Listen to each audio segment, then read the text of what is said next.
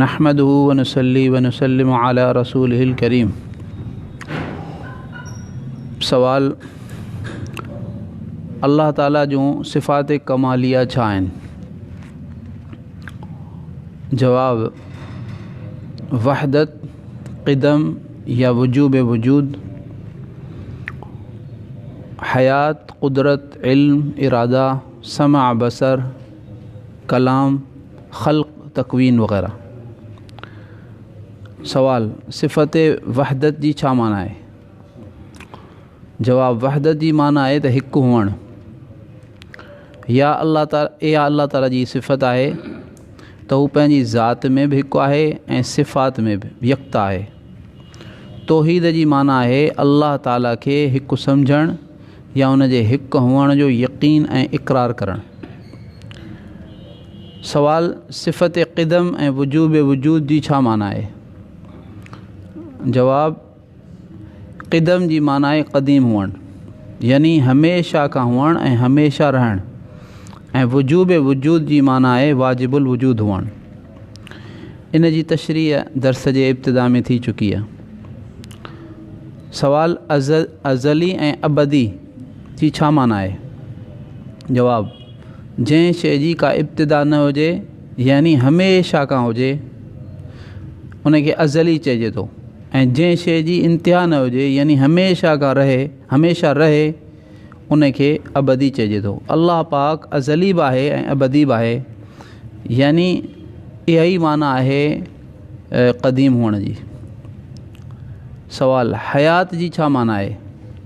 जवाब, हयात जी माना आहे ज़िंदगी, यानी अल्लाह ताला ज़िंदा आहे ऐं ज़िंदगी जी सिफ़त उन जे लाइ साबित आहे। सवाल, सिफ़त कुदरत जी छा माना आहे? कुदरत जी माना आहे ताक़त, यानी दुनिया खे पैदा करणु, क़ाइमु रखणु ऐं पोइ ख़तमु करे छॾणु ऐं वरी वजूद में आणण जी कुदरत अल्लाह पाक रखे थो। सवाल, सिफ़त इल्म जी छा माना आहे?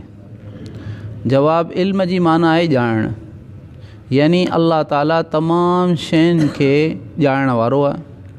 हुन जे इल्म खां का बि शइ नंढी हुजे या वॾी निकितल न आहे। ज़रे ज़रे जो हुनखे इल्मु आहे ऐं हर शइ खे हुनखे वजूद खां पहिरीं, हर शइ जे वजूद खां पहिरीं ऐं ख़तमु थी वञण खां पोइ बि ॼाणे थो।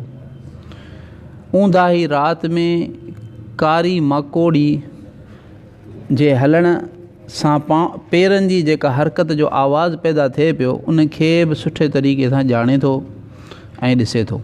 इंसान जे दिलि में जेके ख़्यालात अचनि था उहे अल्लाह पाक जे इल्म में सभु रोशन आहिनि। इल्म ग़ैब ख़ासि अल्लाह ताला जी सिफ़त आहे।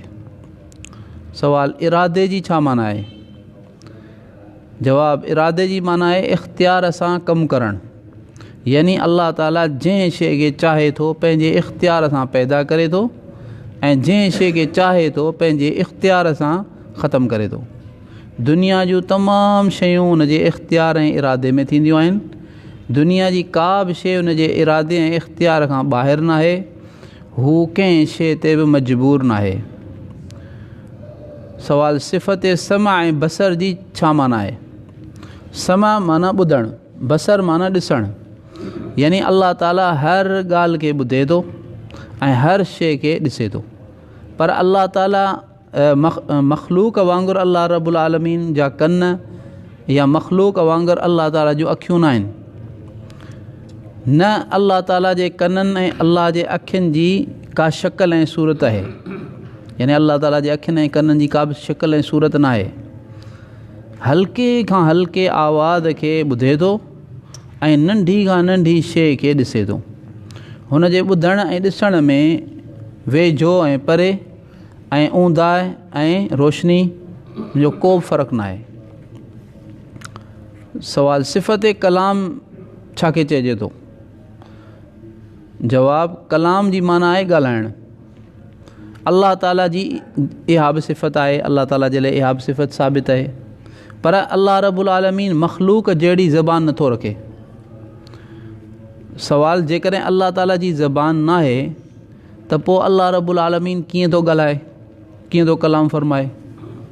जवाब, मख़लूक बग़ैर ज़बान जे नथी ॻाल्हाए सघे, छो त मख़लूक पंहिंजे तमामु कमनि में असबाब ऐं उज़वनि जी मोहताज आहे। पर अल्लाह रब्बुल आलमीन जेको पंहिंजे कंहिं बि कम में कंहिं शइ जो मोहताज न आहे, उहो कलाम करण में बि ज़बान जो मोहताज न आहे।